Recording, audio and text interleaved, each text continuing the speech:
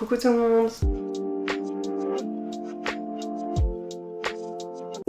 Aujourd'hui, je vous retrouve pour mon petit gros bilan de septembre. Je suis un peu choquée du nombre de livres que j'ai réussi à lire ce mois-ci parce que j'avoue d'habitude je suis plus aux alentours de 5-6 et là je crois qu'on est à plus de 10.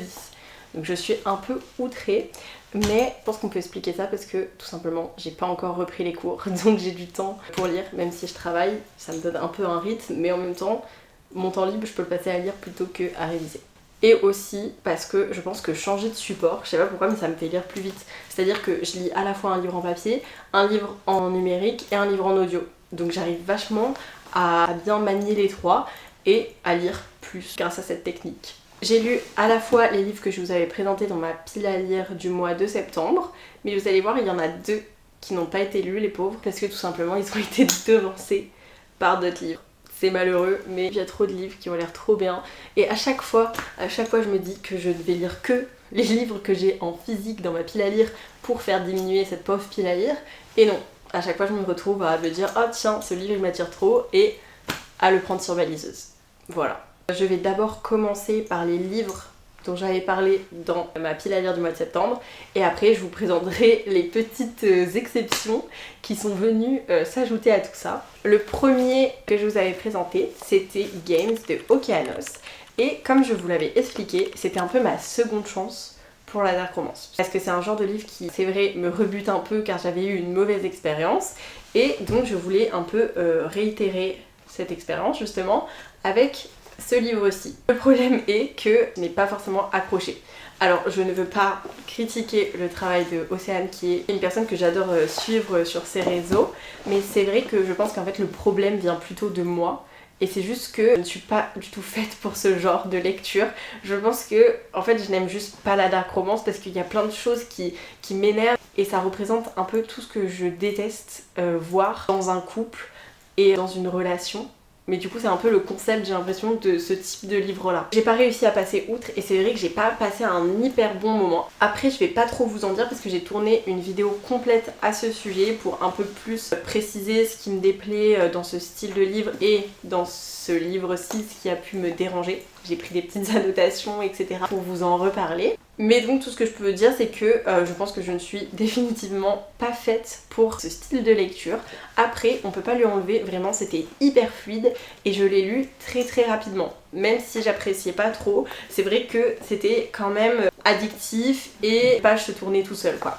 Il n'y avait pas de problème de plume ou d'histoire, enfin son histoire était bien menée, c'est juste que voilà, c'est pas mes goûts à moi, mais maintenant au moins j'en suis sûre, j'ai fait mon expérience jusqu'au bout et je sais que je ne me tournerai tout simplement plus vers des dark romances. Il me semble que j'avais dit que je lui mettrais 3 ou 3,5. Pour la note je dirais que je lui mettrais 2,5, mais ça me fait un peu de la peine parce qu'en soi je pense pas qu'il mérite 2,5. C'est juste que moi je n'ai pas apprécié, mais du coup je ne sais pas trop comment le noter. On va dire que je vais partir sur un 2,5. Mais je suis désolée, c'est vraiment personnel. Ça veut pas dire que c'est un mauvais livre, c'est mon avis. Ensuite, on avait Comment le prince Cardan en est venu à détester les histoires. Alors pour celui-ci, j'avais dit que je mettrais 3,5 et je vais rester sur cette note, vraiment. Je vais mettre un 3,5. J'ai adoré retrouver l'univers du prince cruel et encore plus avec ces belles illustrations qui, je trouve, apportaient vraiment quelque chose en plus à ce livre. Mais après, au niveau de l'histoire, j'avoue que j'ai pas forcément trouvé ça hyper nécessaire. C'est bien pour voilà, toujours rester dans cette ambiance, mais j'ai pas non plus été transcendée. Et j'avoue que j'ai pas compris toutes les métaphores, je crois. Je pense que ça fait trop longtemps que j'avais lu la trilogie principale, donc j'ai pas saisi tous les petits sous-entendus. Mais bon, ça reste quand même un beau livre et un livre qu'on a envie d'avoir dans sa collection quand on est fan de la saga du Prince Cruel. Ensuite, on avait la suite de la saga Shatter Me, donc Unravel Me. Et au final, j'avoue, j'ai lu Unravel Me et j'ai enchaîné avec la petite nouvelle entre le tome 2 et le tome 3 qui est Fracture Me.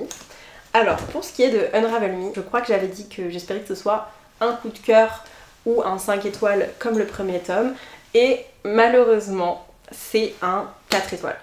Alors, c'est quand même une très bonne note, j'ai quand même vraiment apprécié et j'aime toujours autant cet univers. Mais j'avoue que dans ce tome, j'ai eu un gros problème avec Juliette et Adam, et c'est littéralement deux des personnages principaux.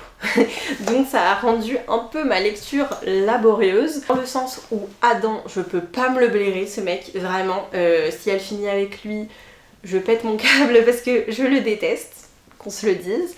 Et Juliette, vraiment je l'ai trouvée très gamine. Il y a juste à la fin, genre vraiment dans les 5 dernières pages que ça y est, elle commence à se révéler au bout de 2 tomes. Mais là, je trouve que les côtés qui me dérangeaient un peu dans le tome 1 mais qui étaient moindres ont été exacerbés dans ce tome là. Mais c'est pas possible, genre ils sont en pleine guerre littéralement. Bon, je sais pas si ça va spoiler, donc si vous voulez vraiment rien savoir de cette saga, ne m'écoutez pas. Mais ils sont littéralement en pleine guerre. Genre la guerre, il y a des gens qui meurent, il y a des familles qui sont séparées, et les deux, Adam et Juliette, ils pensent que à leurs petites affaires, en mode ils m'aiment ou pas, je sais pas s'ils m'aiment, mais est-ce que moi je l'aime? Enfin vraiment c'était insupportable, on dirait des gamins au collège qui se font passer avant tout. Juliette, je la trouve hyper égoïste dans tous ses choix, dans toutes ses pensées, genre vraiment. Mais bon, mis à part ça, il y a quand même quelques personnages qui viennent sauver le tout, genre Warner. Voilà, j'avoue, c'est mon petit chouchou, même si, bon, il fait pas encore rêver pour le moment, mais je préfère quand même à Adam, qui est exécrable. Lui, au moins, je sens qu'il aime Juliette. Voilà, ce qui n'est pas le cas de Aaron. Je ne vais pas spoiler, mais j'ai relevé des citations dans ce livre, et dans la nouvelle, c'est encore pire, mais pour moi, en fait, il n'y a aucun amour entre Juliette et Adam. Ils se leurrent, ils se mentent à eux-mêmes, ce n'est pas possible. Et aussi en autre personnage, j'adore James, qui est cute. En vrai, tous les personnages autour, je les aime bien, les deux médecins, et Kenji, qui apporte un peu de légèreté à ce récit, parce que c'est vrai que ce tome-ci était quand même assez dur. J'avoue, j'ai fait des cauchemars de guerre après l'avoir lu, mais bon, en vrai, c'est ça aussi que j'aime chez Taïre Mafi, c'est qu'elle soulève par ses écrits des problèmes de notre société actuelle. C'est vrai que ça peut faire réfléchir et qu'il peut y avoir un peu une double lecture à cette saga. Enfin bref, c'est pas parce que Juliette et Adam m'ont un peu excédé dans ce tome que je ne vais pas continuer la saga, car vraiment l'univers est pour moi incroyable, enfin, j'adore et j'ai hâte de savoir ce qui va se passer, comment ça va terminer, là où elle va nous mener. On a donc eu Fracture Me, la petite nouvelle, et alors là, vraiment, j'ai mis 2 étoiles. Et encore, c'était parce que, en soi, le problème n'est pas l'autrice, ce n'est pas l'univers, c'est toujours les personnages, car là, dites-vous que c'était une nouvelle entière dans la tête d'Adam. J'ai cru que j'allais clamser, c'était horrible, genre vraiment le personnage que j'aime le moins, on était dans sa tête. Et comment dire que ça m'a fait encore plus le détester. Non mais ce mec c'est abusé, il est resté en l'an 1920 à croire que les femmes ont besoin d'un homme pour se défendre et ne peuvent pas se débrouiller seules, et moi ça m'excède, voilà. Il fait que de parler de Juliette en disant mais elle va pas être capable de faire ça sans nous, sans moi, comment elle va faire, etc. Genre vraiment, et c'est même pas d'un ton bienveillant. C'est vraiment, il la prend pour une débile. Et moi, ça m'a énervée parce que Juliette, elle a beaucoup de défauts et je pense qu'elle peut se défendre toute seule. Voilà, je vais pas spoiler, mais même lui, il devrait avoir peur d'elle. Donc vraiment, qu'il la critique, ça m'a tendu. Et vraiment, du coup, cette nouvelle, en vrai, ne la zappez pas parce que du coup, on voit, je sais pas comment parler de ça sans spoiler, mais on voit un pan de l'histoire qu'on ne voit pas dans Unravel Me. Mais c'est un enfer. Pour les haters de Adam comme moi, vous allez souffrir. Mais ça vaut quand même la peine de la lire parce qu'on prend des petites infos, enfin des petites grosses infos, donc je pense qu'elle est quand même nécessaire, mais c'était éprouvant. Donc voilà, 2 étoiles pour celle-ci. On avait le petit recueil de poèmes de Maëva. Alors, j'avais prédit le coup de cœur et effectivement, c'était un coup de cœur. Je pense que ce recueil de poèmes peut toucher le plus grand nombre. Il aborde à la fois plein de sujets, comme le dit le titre, poème en bordel, mais il y a quand même une cohérence dans le choix des poèmes, dans l'ordre des poèmes, et ce qui fait que ce n'est pas trop perturbant, on se dit pas oula on passe du coq à l'âne, pas du tout.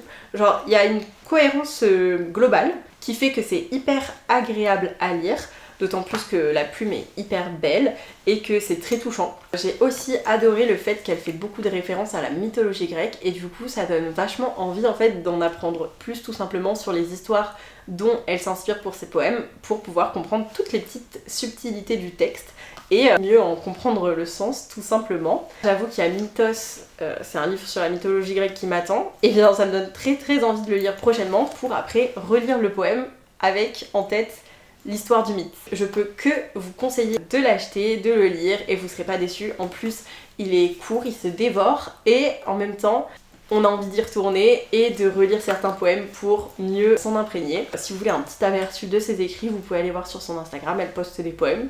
Donc voilà, si ça peut vous donner un peu l'eau à la bouche, pourquoi pas. Pour celui-ci, j'avais prédit un 5 étoiles et ça a été un petit peu moins. Ça a été un 4 étoiles. Mais ça a été quand même une très très bonne lecture. On reste dans un small town, donc j'adore. En plus, il y a un petit peu d'action. Mais justement, c'est limite ce qui m'a un petit peu dérangée, c'est que j'ai pas été hyper emballée par l'intrigue et un peu le suspense qu'il y avait tout au long du livre. J'avoue que je sais pas, j'étais pas hyper investie avec les personnages, alors que pourtant j'ai beaucoup aimé les personnages respectivement. Plus Lina que Nash, parce que lui il fait un petit peu trop mal alpha pour moi, mais ça allait, ça va, c'était pas non plus à outrance. J'ai bien aimé leur relation, j'ai bien aimé comment elle s'est mise en place, comment elle a évolué. Ils étaient plutôt mignons, je trouve, mais c'est vrai que pour moi il y avait quelques longueurs dans ce livre, il y a vraiment des passages qu'on aurait pu zapper et ça aurait été tout aussi bien. Comme j'ai dit, bah voilà, l'intrigue m'a pas hyper emportée, donc je sais pas, j'avais pas ce truc de vouloir tout le temps revenir à ce livre, y retourner, continuer ma lecture. J'étais contente quand je le lisais, mais sans plus. Mais j'ai quand même mis un 4 étoiles parce que j'adore cette saga, la found family, les personnages, comment ils interagissent les uns avec les autres, comment ils se soutiennent, etc. Ça j'adore. Et d'ailleurs j'ai très hâte du 3e tome qui promet un petit Enemies to Lovers, si j'ai bien compris. Alors, pour finir et pas des moindres dans les livres que je vous ai présentés dans la pile à lire de septembre, on a Noblesse oblige. Alors, dans la vidéo, j'essaye de deviner un peu les notes que je pourrais mettre au livre, je l'avais commencé et je l'ai un peu critiqué. C'est-à-dire que j'ai dit que le début était un peu lent.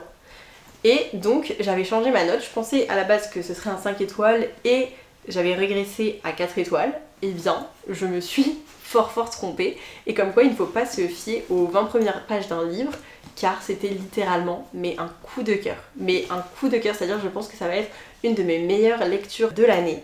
Parce que vraiment pour moi dans ce livre on a tout. C'est-à-dire que l'autrice elle a pas peur de nous faire souffrir, elle a pas peur de nous faire mal et ça j'adore. Quand on n'essaye pas de protéger nos petits sentiments et que l'histoire elle va au bout, si c'est pour faire passer un vrai message et si c'est pour qu'il y ait de la cohérence tout simplement dans le récit, on s'en prend plein la tronche.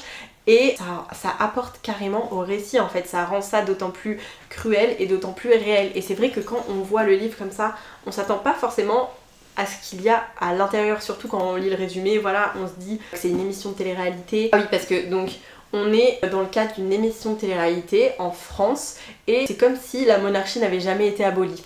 Donc c'est un peu toutes les femmes, les roturières, donc un peu les femmes pauvres du peuple, qui participent à cette émission pour se trouver en gros un mari riche, voilà, dans la haute société. Et pour la première année, le prince va y participer. Et c'est vrai que quand on entend ce résumé, on se dit ok, c'est vraiment vibes à la sélection, va y avoir voilà, des petits problèmes, des petites amourettes, etc. Non, ce livre c'est bien plus que ça. Ce livre c'est littéralement une révolution, c'est un livre féministe, engagé et j'ai tellement aimé. Genre vraiment il fait passer des messages encore une fois par la fiction et quand c'est comme ça j'adore parce que à la fois on se divertit et à la fois on peut prendre conscience de certaines choses. Vraiment par contre très bien, c'est assez dark, donc c'est à dire que voilà, les âmes sensibles s'abstenir, il y a des passages très durs, un en particulier où vraiment j'ai pleuré en lisant, j'ai pleuré parce que je sais pas, ça semblait trop réel, j'avais l'impression d'être avec les personnages et je souffrais avec eux. C'est un petit peu horrible mais ça vaut le coup. Après voilà, c'est un premier tome donc j'ai hâte de voir comment ça va se terminer pour notre protagoniste. J'avoue j'ai un peu peur parce que je m'attends à tout. Voilà, avec ce qu'on a vécu dans ce tome-ci, je m'attends à tout pour la suite. J'ai peur mais à la fois j'ai trop hâte. Je pense que vous l'avez compris, je vous recommande fortement ce livre qui était une pépite. Vraiment, il y a tout. Voilà, ce livre c'est tout. Donc voilà, au final je m'étais pas trop trompée concernant mes petites prédictions. Et comme vous l'avez vu, il manque 2 livres à l'appel que je n'ai pas lus, donc Wings of Starlight et Dracula. Alors Dracula c'est tout simplement parce qu'en fait j'étais pas dans le mood. Voilà, je pense que je le lirai en octobre, en mode Halloween, etc. Et Wings of Starlight pareil, c'est-à-dire que je l'ai commencé et je sais pas, pour moi ça faisait trop printemps, les fées, etc. Comme vous pouvez le voir j'ai commencé, c'était trop bien, franchement j'avais envie mais pas à ce moment-là. Donc peut-être que je le lirai en cette fin d'année, sinon peut-être plus au printemps. C'était pour les livres dont je vous avais parlé dans ma pile à lire, mais il y en a eu beaucoup d'autres qui n'étaient pas dans ma pile à lire. ces deux dont on va parler maintenant. La plupart de ces livres c'était soit en numérique, soit en audio, parce que j'avoue que j'ai découvert Audible. Et maintenant j'utilise que ça parce qu'en fait il y a à la fois un livre par mois qu'on utilise avec un crédit, mais en plus il y a plein d'autres livres qui sont gratuits entre guillemets, auxquels on a accès avec l'abonnement sans restriction. Donc vraiment, comment dire que je me suis fait plaisir. Concernant les livres audio d'abord. Premier, j'ai commencé avec Dernier Nouvel An. Je vais vous le mettre ici. C'est un thriller. Alors j'avoue que, bon, c'est pas le thriller de l'année, mais on est toujours dans cette veine de thriller à la Freda McFadden, comme je les appelle, c'est-à-dire que c'est des thrillers hyper addictifs, on est tout de suite plongé dans l'histoire et ça se lit d'une traite, c'est-à-dire que ça dure pas plus de 2 jours, on veut connaître la fin. Et franchement pour celui-ci j'ai vachement apprécié, j'étais à fond dans l'histoire, j'ai bien aimé les personnages, les indices qui arrivaient au fur et à mesure, et j'avoue que je ne m'attendais pas à cette fin, donc j'ai été surprise, mais j'avoue que c'est pas non plus ce que j'aime dans les thrillers, mais c'est vrai qu'il y a eu quelque chose dans cette fin qui... Je sais pas comment vous expliquer sans spoiler, mais vous le verrez par vous-même si vous le lisez. Franchement, je vous le conseille quand même parce que ça se lit hyper vite, c'est très fluide, c'est sympa. Mais voilà, moi, ce style de fin-là dans un thriller, c'est vrai que j'apprécie moins que d'autres. Mais je peux pas trop en dire parce que sinon ça va vraiment vous spoiler la fin. Mais voilà, donc je vous le conseille, mais c'est pas non plus la lecture de l'année. Je pense que je mettrai un 3,5. Voilà, puisque c'était bien, mais c'était pas non plus un coup de cœur, quoi.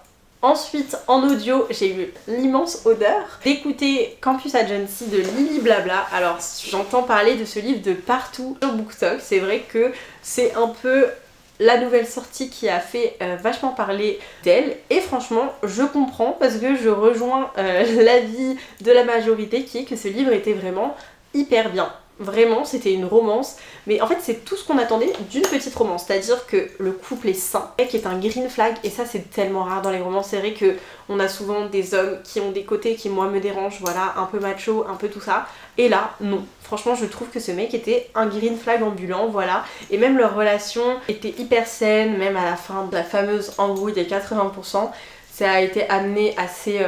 naturellement, même si on aurait pu s'en passer. J'avoue, moi c'est pas ce dont je suis le plus fan, cette espèce d'embrouille qui arrive à la fin de chaque romance, mais là on va dire que ça m'a moins dérangé que dans d'autres cas, et je trouve que la manière dont ça a été résolu était très très mignonne. Voilà, j'ai adoré, je me suis crue dans 10 bonnes raisons de te larguer, je crois que c'est le film.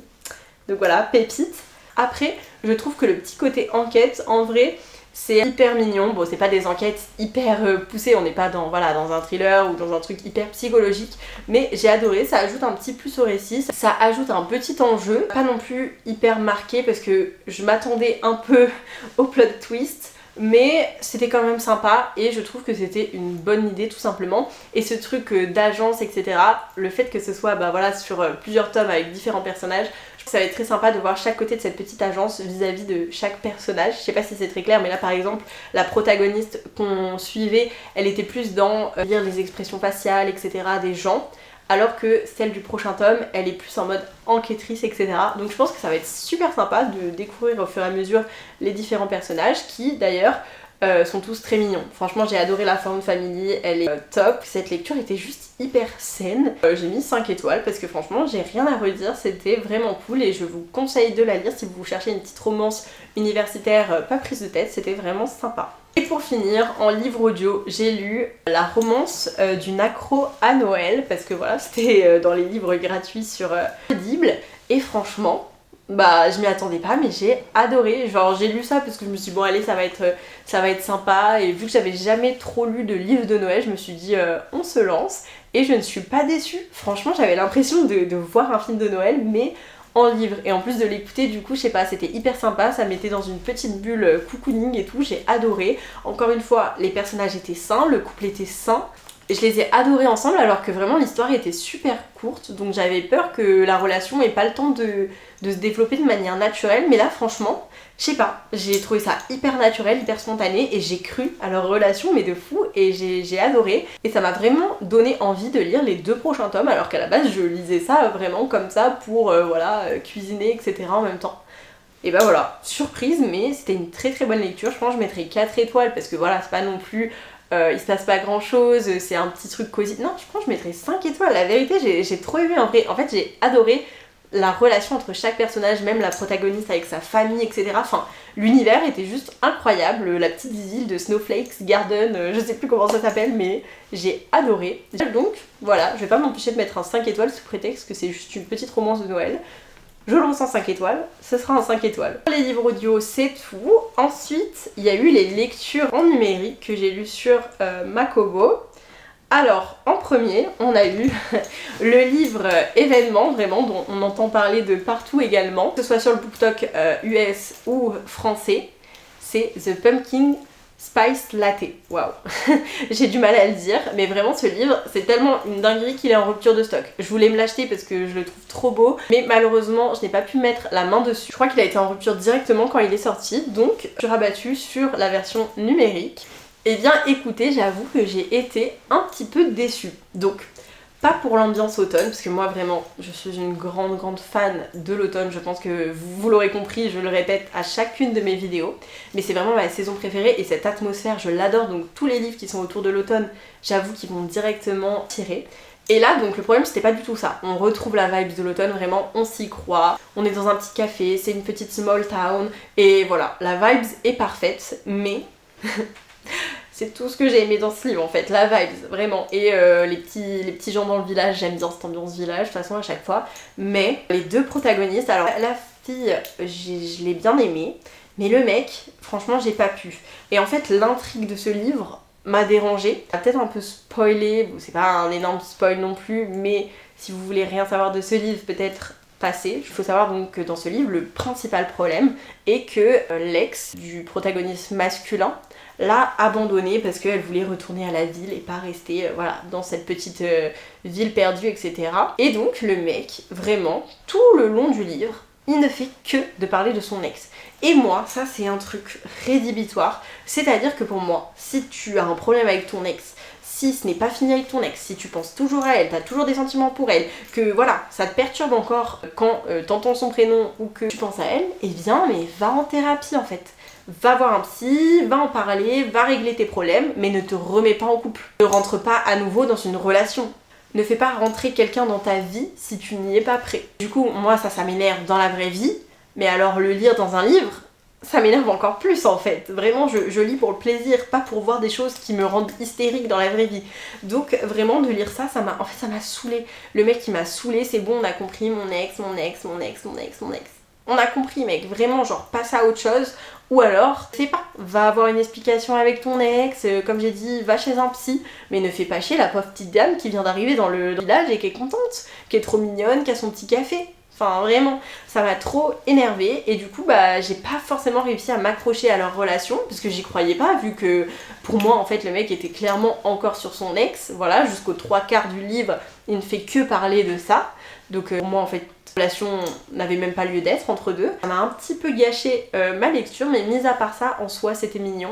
J'ai bien aimé les autres personnages qui gravitaient autour donc je pense que je lirai quand même les autres tomes pour découvrir leurs histoires d'amour respectives. Et après il y a une petite enquête dans le livre mais je trouve que bon c'était très minime. C'est-à-dire que j'ai dit que l'enquête dans Campus Agency était petite, mais là c'est vraiment ça. C'est-à-dire que l'enquête n'a même pas lieu d'être non plus je trouve, mais ça apporte voilà un petit suspense, un petit truc, c'était quand même sympa, c'était mignon, voilà. C'était très mignon. Je crois que j'ai mis 3 étoiles et ben voilà, c'est mid.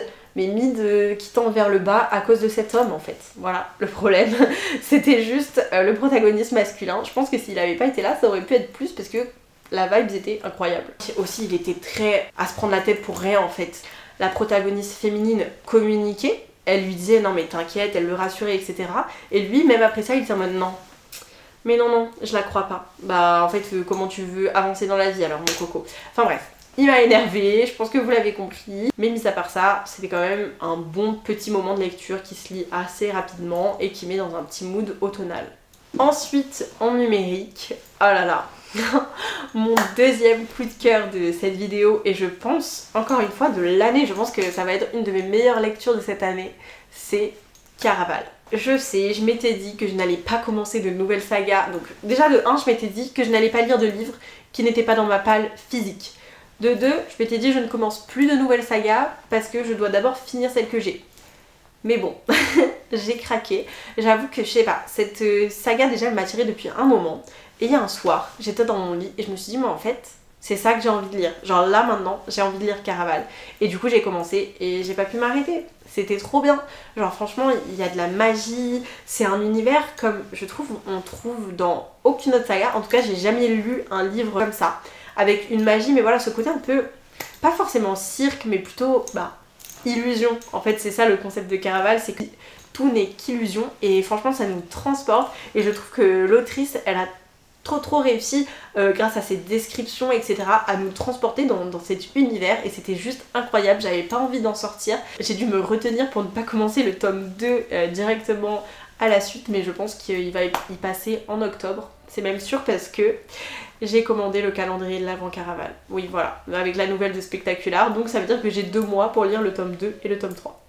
Ma caméra a coupé, mais c'était vraiment un immense coup de cœur et je peux que vous conseiller de commencer cette saga. Après j'avoue j'ai pas lu les autres tomes donc je sais pas ce que ça vaut, mais je sais pas, je sens que ça va me marquer. Il y a des livres comme ça où je le sens et là je sens que ça va être le cas et je sais qu'on entend beaucoup plus parler de la saga Il était une fois un cœur brisé et que souvent les gens ont plus envie de lire cette saga là, mais vraiment lisez Caraval en fait. Après je préviens, c'est plutôt young adulte donc il n'y a pas de smut, c'est pas un univers hyper dark etc, mais ça vaut quand même le coup, c'est pas bébé du tout, genre vraiment pas. J'ai hâte de découvrir la suite de leurs aventures et de voir comment cette histoire va évoluer par la suite.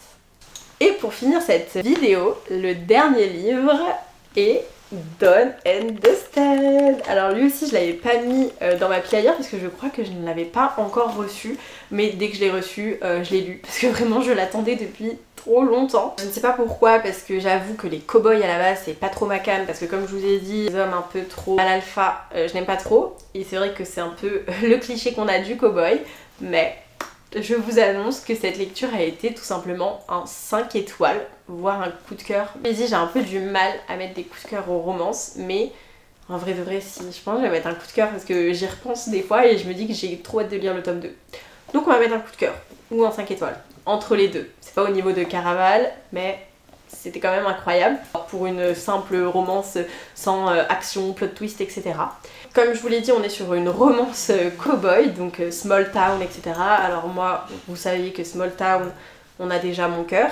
Et ce côté cow-boy, au final, ne m'a pas tant dérangé. Parce que l'homme était quand même mignon, il mettait sa femme en avant. C'était un green flag. J'ai lu, je suis trop heureuse, parce que d'habitude, dans les romances, c'est vrai que c'est rare d'avoir des hommes vraiment green flag dans le sens gentil. Et là, ça fait 3 livres que j'ai lu où c'était le trait de caractère principal du jeune homme. J'ai encore une fois adoré la fin de famille, on sent un peu les prochaines histoires d'amour qu'ils peuvent avoir et j'ai trop hâte surtout du tome 3 parce que c'est avec la meilleure amie de la protagoniste de ce tome-là et ça a été mon personnage coup de cœur dans ce livre. Vraiment, je l'ai trop aimé et j'ai trop hâte de découvrir son tome à elle.